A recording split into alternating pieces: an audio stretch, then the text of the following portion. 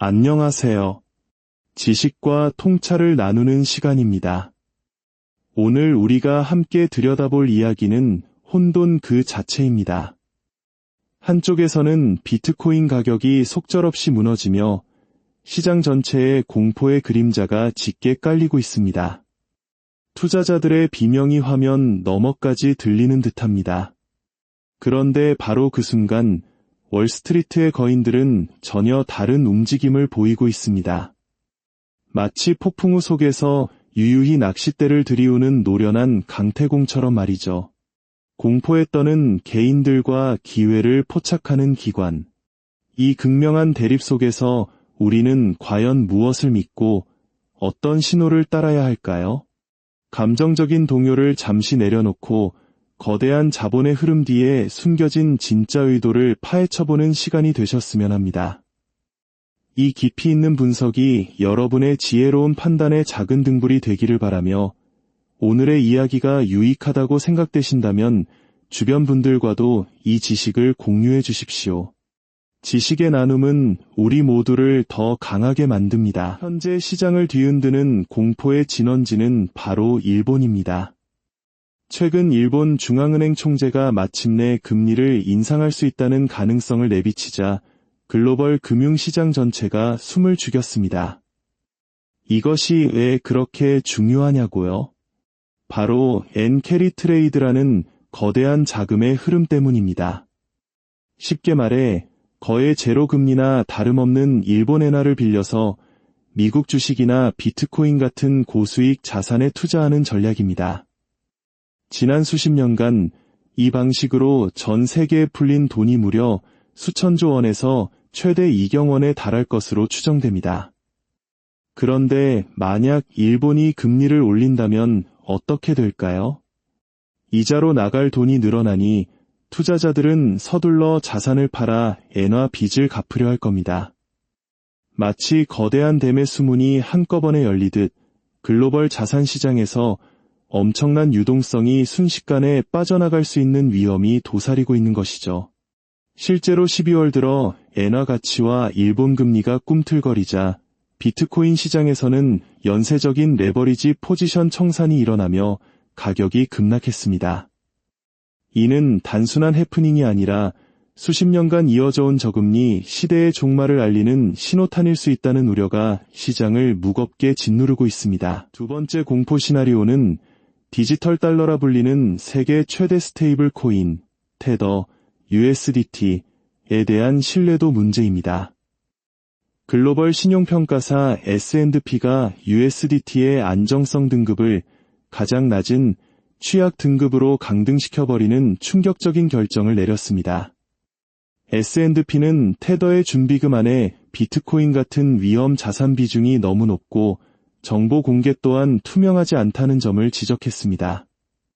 스테이블 코인이란 이름 그대로 1코인이 1달러의 가치를 안정적으로 유지해야 하는데 그 근간이 흔들릴 수 있다는 경고등이 켜진 셈입니다. 이 소식은 특히 암암리에 USDT를 많이 사용해온 중국계 자금에 큰 불안감을 안겨주었습니다. 실제로 중국의 장외 시장에서는 USDT를 1달러보다 싼 값에 팔려는 패닉셀 움직임이 감지되기도 했습니다. 만약 USDT에 대한 신뢰가 정말로 무너진다면 이는 단순히 코인 하나의 문제가 아닙니다. 암호화폐 시장의 혈액과도 같은 유동성의 근간이 흔들리는 2008년 금융위기를 촉발했던 리먼 브라더스 사태의 코인 버전이 될 수도 있다는 극단적인 우려마저 나오고 있습니다. 설상가상으로 이러한 악재들은 연말을 앞둔 가장 취약한 시기에 터져나왔습니다. 연말 휴가 시즌에는 많은 트레이더들이 자리를 비워 시장의 거래량과 유동성이 평소보다 훨씬 얇아집니다. 이런 상황은 마치 물이 얕게 깔린 수영장과 같아서 작은 돌멩이 하나만 던져도 거대한 파장을 일으키기 쉽습니다. 바로 이때 일본발 금리 쇼크와 중국발 테더 신뢰 위기라는 두 개의 거대한 돌멩이가 아시아 시장을 중심으로 던져진 것입니다. 야른 시장은 이 충격을 흡수하지 못했고 연쇄적인 매도와 가격 급락으로 이어졌습니다. 한 트레이딩 기업은 현재 상황을 얇은 얼음판 위로 악재라는 트럭이 연달아 지나가는 형국이라고 분석하며 단기적으로 약세 심리가 시장을 지배할 가능성이 크다고 진단했습니다. 하지만 이 아비규환의 현장 반대편에서는 놀라운 일이 벌어지고 있습니다. 세계 2위 자산 운용사이자 투자의 교과서라 불릴 만큼 보수적인 운용사 뱅가드의 태도 변화입니다. 그동안 뱅가드는 암호화폐는 투기라며 관련 상품 취급을 철저히 금기시해왔습니다.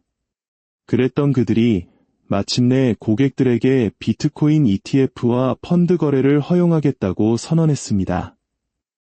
이는 마치 평생 채식만 고집하던 사람이 갑자기 스테이크를 먹겠다고 선언한 것과 같은 충격입니다. 전 세계 5천만 명 이상의 투자자를 보유한 뱅가드라는 거대한 채널을 통해 이제 일반 투자자들도 규제된 틀 안에서 손쉽게 암호화폐에 투자할 수 있는 길이 열린 것입니다. 뱅가드의 이러한 변화는 암호화폐가 더 이상 무시할 수 없는 제도권 자산으로 자리 잡았다는 것을 보여주는 가장 강력한 증거 중 하나입니다. 월스트리트의 또 다른 거인 골드만삭스의 행보는 더욱 공격적입니다. 골드만삭스는 최근 무려 2조 6천억 원이라는 거금을 들여 비트코인 연계 상품을 운용하는 ETF 전문 운용사를 전격 인수했습니다. 불과 몇 년 전까지만 해도 암호화폐는 자산이 아니다 라고 보고서에 명시했던 그들이 이제는 누구보다 발빠르게 암호화폐 ETF 시장을 선점하기 위해 직접 전장에 뛰어든 것입니다. 이미 골드만삭스는 블랙록이나 피델리티 같은 경쟁사들의 비트코인 ETF에 수십억 달러를 투자한 사실이 드러나 시장을 놀라게 하기도 했습니다. 그들의 메시지는 명확합니다. 과거의 입장은 잊어라. 이제부터 암호화폐 시장의 판은 우리가 짠다. 이번 인수를 통해 골드만삭스는 하락장에서도 손실을 제한하는 구조화 상품 등 더욱 정교하고 다양한 암호화폐 금융상품을 선보이며 시장의 주도권을 장악하려 하고 있습니다. 암호화폐 업계의 현자로 통하는 그레이스케일의 시각도 주목할 만합니다.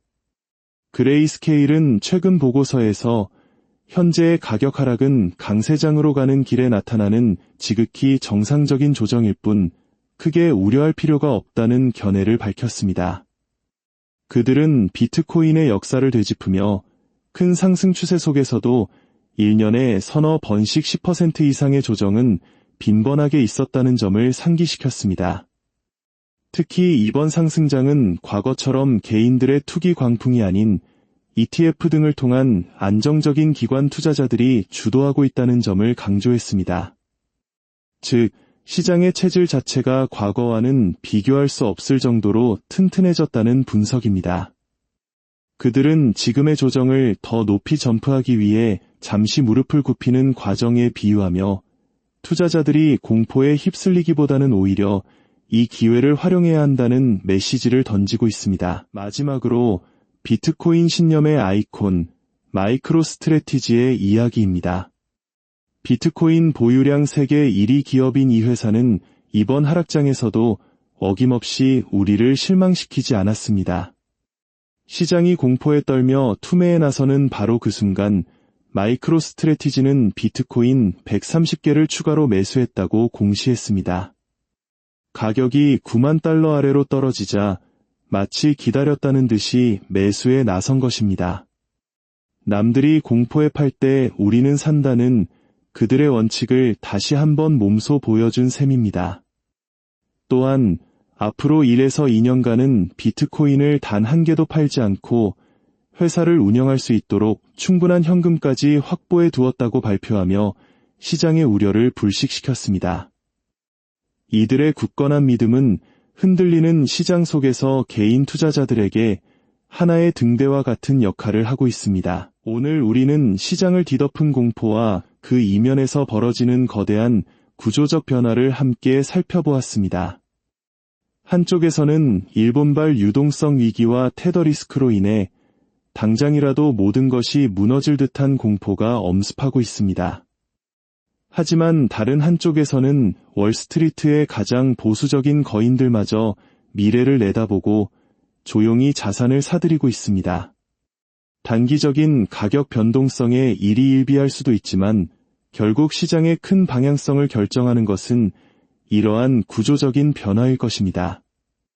어쩌면 지금처럼 혼란스러운 시기는 섣불리 승부수를 던지기보다 한 걸음 물러서서 포트폴리오를 재점검하고 냉철하게 시장을 관찰하며 다음 시대를 대비하는 지혜가 필요한 때일지도 모릅니다.